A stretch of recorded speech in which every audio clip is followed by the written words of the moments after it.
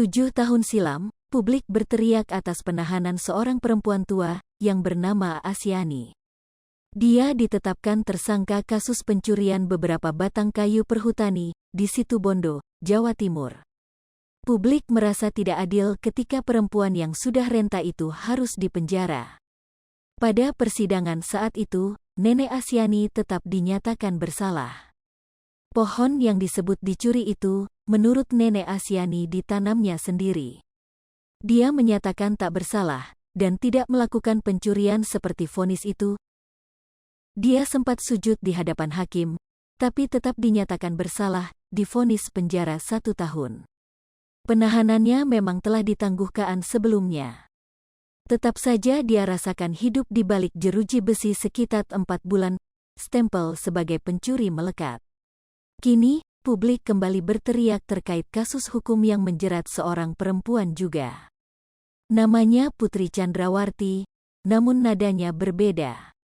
Dulu Asyani didesak agar dibebaskan, justru Putri alias Pisi didesak segera dimasukkan ke penjara. Gemanya luar biasa. Kasus mereka memang berbeda, usia Ibu Pisi saat menghadapi kasus lebih muda. Kasus yang dihadapi Putri Chandrawati juga lebih pelik, ancaman hukuman mati. Dia sudah ditetapkan sebagai tersangka, tapi atas dasar kemanusiaan, dia tidak ditahan.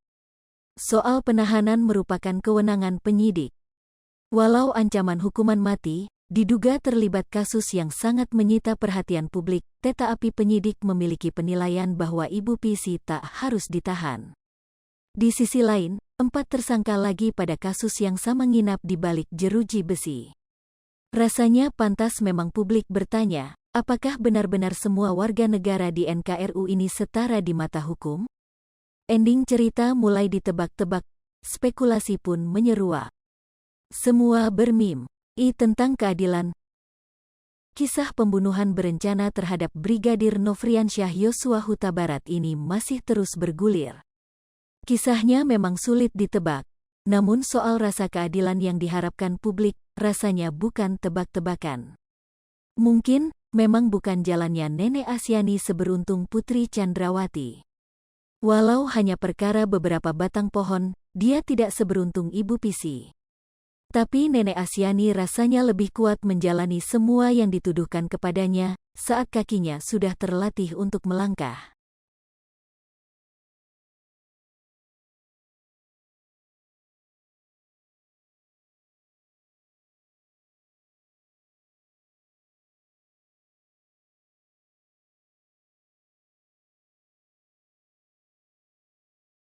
Hai pemirsa Sri Popo TV, jangan lupa komen, like, dan subscribe, serta tonton terus berita-berita terupdate lainnya ya.